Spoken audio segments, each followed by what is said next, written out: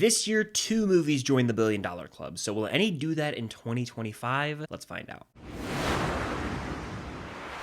What's going on, guys? I'm Chris, and welcome back to another video. So today, I've got my tier list ranking of 2025 movies based on if I think they will make $1 billion at the box office or not. I made this video around the same time last year, and I figured it'd be a fun concept to tackle for 2025, which still doesn't really feel like a real year to me. But before I get into this video, be sure to hit that like button. Comment down below if you think any 2025 movies will crack into the $1 billion club. And of course, subscribe and that notification bell to help reach my goal of 150,000 subscribers here on the channel. Without further ado, let's get into these tiers. So the tiers I have are high chance it makes $1 billion. It's possible it can make $1 billion. Maybe it'll make $1 billion. It's unlikely it'll make $1 billion, and no shot. I got about 20 or so of the biggest movies coming out in 2025 because if I did every single movie, a lot of them would go in no shot. These are some of the big blockbuster films that are some of the more anticipated films of next year, so they all, are within the realm of possibility they could conceivably make this amount of money. First, we got Tron Ares, comes out in the fall, I believe October of 2025. I looked it up before I hit record for confirmation. Tron Legacy from 2010 with a Daft Punk score made $400 million worldwide. I feel like, with the Tron ride at Disney and that movie maybe having some fans who are older now and have shared that film with potentially their kids, I would say that there's maybe a shot it makes it, but honestly, I would say this movie's ceiling is like $500 million. So I'm going to go unlikely that Tron Ares joins that $1 billion club, especially with the crowded fall, which the month of November, nuts if you really go and look at the next year's schedule. But next up, we've got Michael. This is the Michael Jackson biopic film, and I firmly believe this will probably be the highest grossing music biopic ever made. Maybe this one can make $1 billion. It depends more than anything else on the quality of film, because Michael Jackson fans will show up and support this film. He's one of the biggest pop icons of all time, and just musicians in general. So a biopic about him, it's going to do numbers, but will this movie resonate with just the normal movie-going audiences who maybe might not be drawn to a biopic? Usually, there's a lot of moviegoers who just pick 3 or 4 movies a year to go to, and there's some of the biggest releases. Will this one get those butts in seats? That's why I have it on maybe. It's going to do well. It's going to break maybe records for music biopics and, potentially biopics in general, but I don't think this one can do $1 billion. I just don't see that happening. I think it could really overperform and do well for its genre, but I don't see this being one of the films that can make $1 billion, despite Michael Jackson being so massive. He's one of the biggest names in the music industry ever, so I'm curious to see how that one turns out. Not only at the box office, but in terms of how will people like the film. Next, we got Lilo and Stitch, another one of those Disney live-action remakes, and I'm going to say it, I've been making videos about the box office for a couple years now, and Disney live-action remakes are the hardest damn things to track, because you got something like The Lion King, which goes and cracks into the top 10 highest-grossing films ever. Then you got something like The Little Mermaid, which I thought was going to be a surefire hit, and that only made about $570 million worldwide. We got another one on this list, a more controversial one to discuss, but recently, you look at MUFASA, The Lion King, it's underperforming and looks like it's going to ultimately go down as a flop by the end of its box office run. But then you look, Lilo and Stitch, there's an audience for that. It's a beloved film, the animated film and the TV series as well from the early 2000s, both beloved, especially by people my age. The live action Stitch, the CGI Stitch, looks pretty convincing, and the marketing campaign is on the right track so far. They played a teaser before the new Lion King film, MUFASA, and they kind of parodied The Lion King. So if they can buy into that and they can really market this film well, I could see it overperforming. The crucial thing here is it comes out right around the end of May. So right when summer movie season starts to pick up, this could be the first big release that families flock to the theaters to see. But at the same time, are people out on Disney? I can't say they're fully out on Disney because Inside Out 2 was associated with Disney, and that was the highest grossing film of this year. I'm going to say it's possible. It is possible this film can crack into the $1 billion club. It just needs to be a movie that resonates with audiences, because if it's and it kind of, comes out, debuts rotten on Rotten Tomatoes, and the word of mouth's not there, it won't have long legs. But it's going to be a competitive summer, and if you want to crack into the $1 billion club, you gotta have a high audience score, a high critic score, and the word of mouth's got to be there. But there is some potential burnout there with these Disney live action remakes, so that'll be an interesting one to keep an eye out for in May. And speaking of May, I want to say the same weekend, we got Mission Impossible: The Final Reckoning, Mission Impossible 8. Don't love the competition it's already going up against with Lilo and Stitch. I know that for the most part, those are different audiences, but still, don't love that competition. I would say it is possible this film could make $1 billion, but I'm actually going to, none of the Mission Impossible films have done $1 billion. Dead Reckoning was a step down from Fallout. I don't think that it's going to make it. I'd say maybe. I'll put it at the top of maybe. You never know. this could be the best of the bunch, and they could really go on the marketing over the next couple months and say, hey, this is the final Mission Impossible film, and really sort of, advertise those big practical stunts, say this is the last time you'll be able to see Tom Cruise as Ethan Hunt. That might be able to do it, but even then, Dead Reckoning underperforming was a bummer. Now, it still made, I want to say, almost $600 million worldwide, but the budget was absurd, and I've heard the budget for this film maybe even higher than that. So no matter how much money this movie makes, if it doesn't do $1 billion or more, I don't even think it can break even, based on that, speculated budget that we've seen, which I think is like $300 million plus. I'd have to do some fact checking there, but whew, it could perform better than Dead Reckoning Part 1, but even then, Fallout might be the highest that film goes at the box office. Moving on, we've got Superman, the one that's all the talk of the town for box office, for the future of DC, for the future of superhero movies in general. The trailer premiered last week. It crushed. It's one of the top 5 most viewed trailers in 24 hours, I want to say, is the statistic that I read. I dug the trailer. I think that this is going to be the right start for the new DC universe under Gunn, at least, in the theater, because we have Creature Commandos right now on Max, which you should watch if you're not. This trailer was very solid to me. I didn't adore it. It didn't blow me away, but it gave me hope, and that's all it needed to do. I would say Superman it's very possible this film does $1 billion. I'm not going to put it in high chance, though. I'm going to put it at the top of its possible, and it all boils down to a couple things. Number one, is the movie awesome? Not just a good movie, but is the movie actually awesome? Will it warrant multiple viewings? If a movie makes $1 billion, it's got to have some prolonged buzz that gets people to return and buy tickets again. It's got to get people almost who don't go to the movies often out of their homes to the theater. I look at something like Top Gun Maverick, for example. Man of Steel made, $500-600 million, I believe, somewhere in that range. And that was back in 2013. Well, now you're coming off the DCEU's failures, and a lot of movie-going audiences might be put off by DC movies, especially after things like Black Adam, Flash, Aquaman, and the Lost Kingdom. So there have been a lot of flops. This movie, I don't think will flop. People will show up. That opening weekend's going to be critical. I think it will open pretty big. It's just, you look at what comes out in the rest of July, and it's like the long legs might not be there. There's a lot of competition directly in that month. So it's possible this movie could make $1 billion. I don't see it happening. I see it ceiling around $700 million, but that's still a win, I'd say. Next, we got Jurassic World Rebirth. This is guaranteed to do $1 billion. I'm putting it at the top of high chance right now. Every other Jurassic World film, surprisingly, joined the $1 billion club. Even Dominion, which I thought was borderline unwatchable. The movie with the locusts, yeah, I know.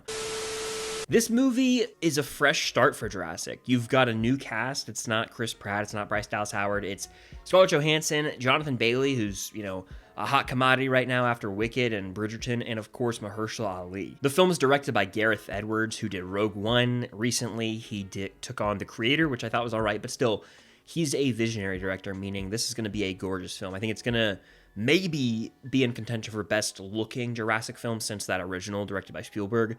This is guaranteed to do $1 billion, though. Jurassic does numbers overseas. It does numbers in the US. Like, people love dinosaurs, and this is the only franchise that delivers on dinosaurs on the big screen consistently. High chance. In fact, I would almost guarantee. I should have made a tier called like guaranteed. This would be in the guarantee tier. Next, we got Zootopia 2. I would have said this movie is a high chance to make it, but if you look at the competition in November, especially with the movie right next to it I'll talk about in a second, along with, what comes out in December, I'm going to say it's possible. I'm going to put Zootopia 2 probably at the top of that tier, actually. The first Zootopia did join the $1 billion club, just barely.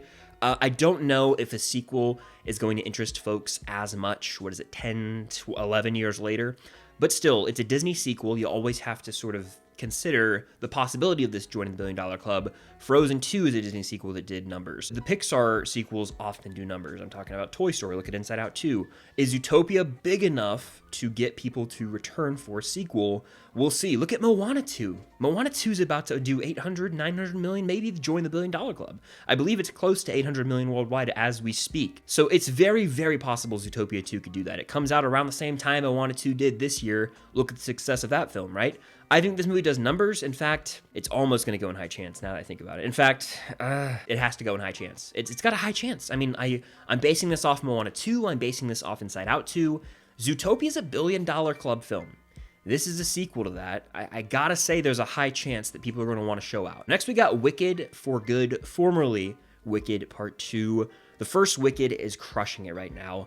I did a tier list, like I said, last year. I had Wicked and Unlikely to make $1 billion. I think it's closing in on 600 million worldwide right now, so it's doing really, really well, which I love to see. I think that first film will not make $1 billion. It's, currently in theaters. I would love to see it have some crazy long legs and get there, but I don't think that's going to be the case. Wicked for Good, I would like to think would make more than the first Wicked. So I'm going to say maybe. I'll put it at the top of maybe. Maybe. It just depends on the next month for Wicked 1 at the box office.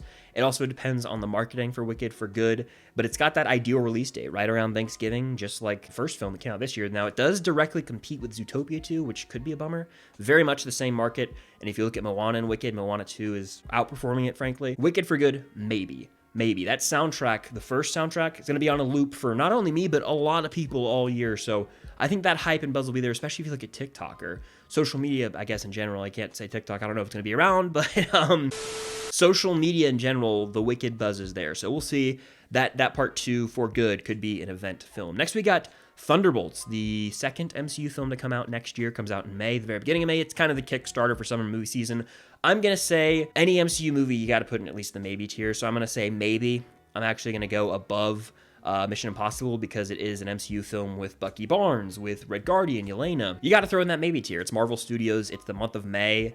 The two have been a match made in heaven in the past, all right? Guardians 3 did like 850 mil. Now, I know Guardians have the branding that Thunderbolts does not, but still, it's a new MCU movie with familiar faces. People are going to show up week 1 and all throughout May. There's not a lot coming out until the end of the month. There's not a lot of competition. So, of the 3 MCU films, it doesn't have the best shot. We'll talk about which one does in a second, but still, maybe you got to. It's in Marvel Studios sells tickets. Love it or hate it. Even if a movie flops because of how big a budget is, Marvel Studios, more often than not, sells tickets and makes winners. And it seems like with Deadpool and Wolverine, they might have got some people back on board. We'll have to see. 2025 is going to be a telling year. Next, we've got Avatar, what's it called? Fire and Ash.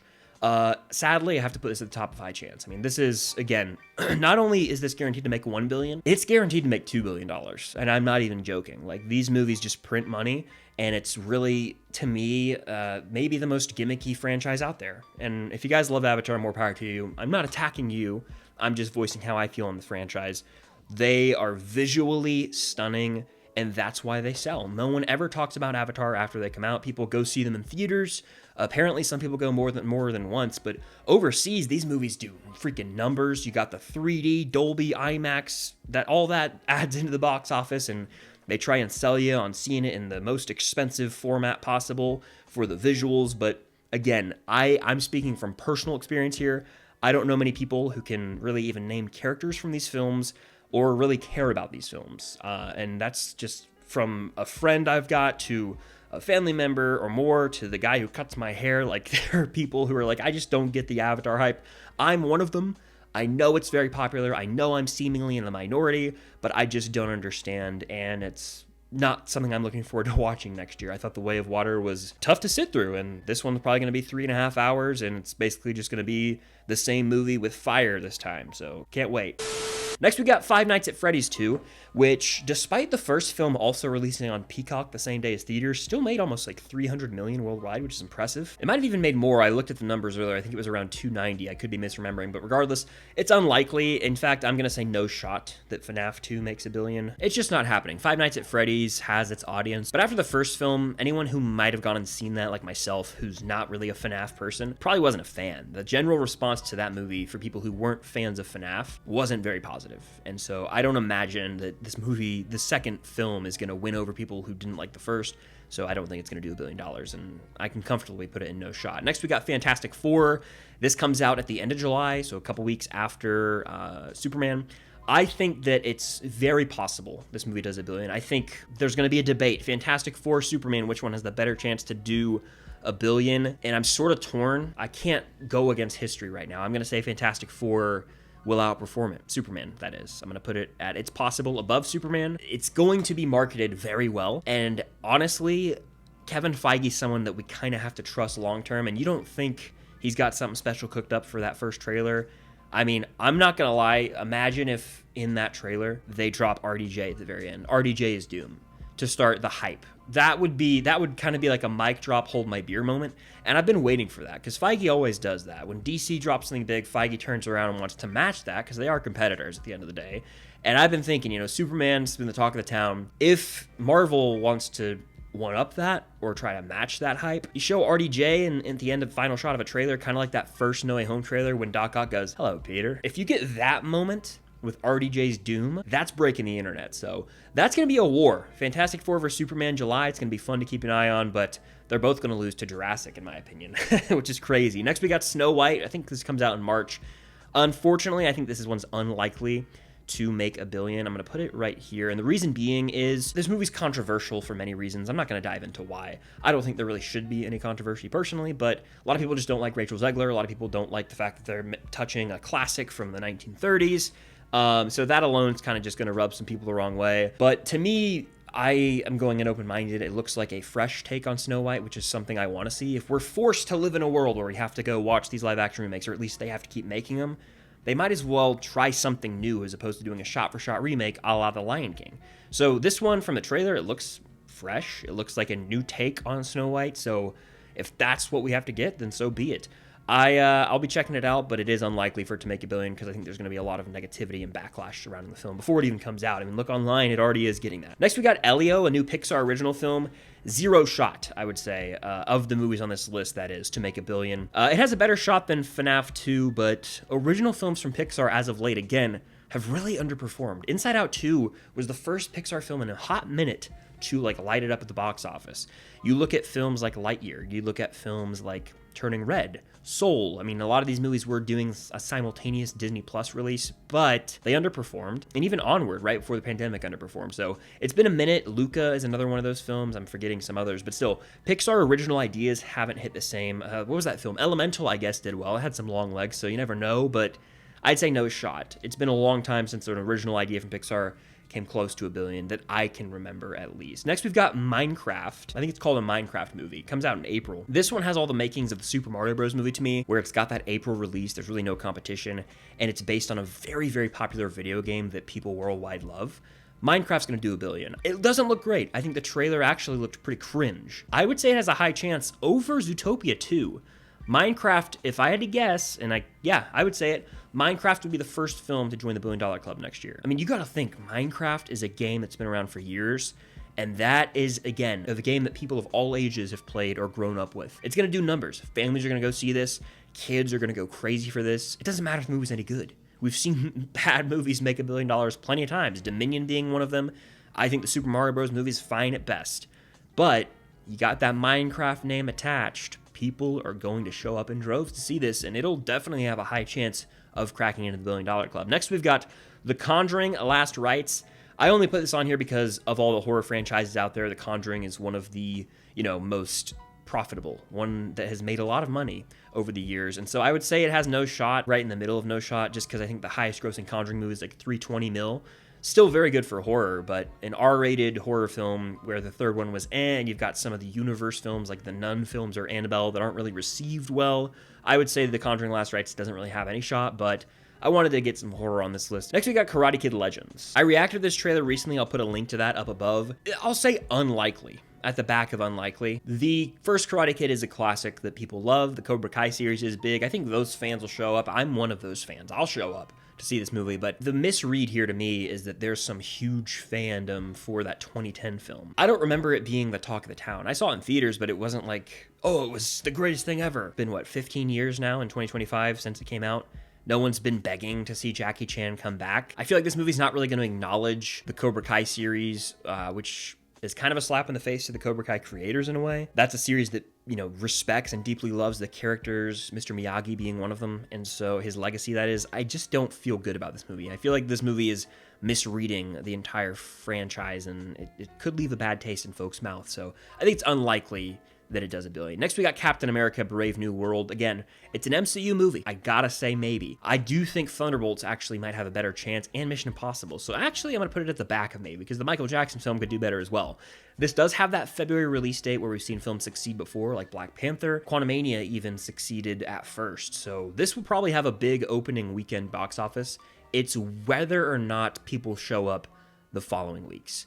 if it's bad, we've seen MCU movies have huge opening weekends and fall off a cliff week 2, week 3. That's going to be the difference there. And based on all the reshoots and, unfortunately, I mean, there is some controversy around this film already because people don't want to see Sam Wilson as Captain America. It's got to go in the maybe tier. I can't say it's possible or high chance because I don't think it will. I don't think any Captain America film with Steve Rogers even made $1 billion until Civil War, which was the big team-up film, right? So Winter Soldier didn't do it. First Avenger didn't do it. Brave New World won't do it, but maybe. You never know. Next, we got Ballerina. This is the John Wick spinoff with Ana de Armas. I would say it's highly unlikely. I'll put it at the back of it. Honestly, Karate Kid has a better chance. It's R-rated. That alone kind of puts it on an island, and it doesn't have John Wick too much. I know they're going to put it in the marketing, but I don't think he's going to be in the film for more than like 10 minutes from what I gather. So people aren't going to necessarily show up in droves. The John Wick fandom is there. I'm a part of that fandom, but it's unlikely it does $1 billion. And last on this list, we've got the How to Train Your Dragon live-action remake. This is the first of the DreamWorks live-action remakes, and I have a feeling this one's gonna do really, really well. So I think it's actually gonna go in It's Possible, and I would put it like right here. Because a couple things. Will the movie be well received? Will it be, like, oh, it's a shot-for-shot remake of the animated film? In that case, it might not be well received. But you've got the theme park opening in May in Orlando, Epic Universe that is, so that could be big. And also the How to Train Your Dragon fandom is there. I watched the trilogy for the first time earlier this year. I loved it. And so I'll be seeing this movie, even though I do think it looks like a bit of a shot-for-shot remake and I question why they're doing it. It's possible it could make $1 billion because it could be visually stunning and, appeal to that audience, but also a new audience. So people will show up to see this movie likely, but I don't think it does $1 billion, so we'll see. But that does it for my tier list ranking of whether or not I think any 2025 movies will make $1 billion or not. What do you think? Let me know in the comments down below and hit that like button, subscribe to that notification bell. And yeah, I want to hear your thoughts on this. It's always fun to talk what could join the $1 billion club or not. I'll guarantee at least one movie does. I'll say at least 2 guarantees, Avatar and Jurassic. Will any others join that club? Potentially Minecraft, potentially an MCU movie or DC movie? Let me know what you think down below though, and again, appreciate you guys for watching as always, but until next time, I'll see you guys later.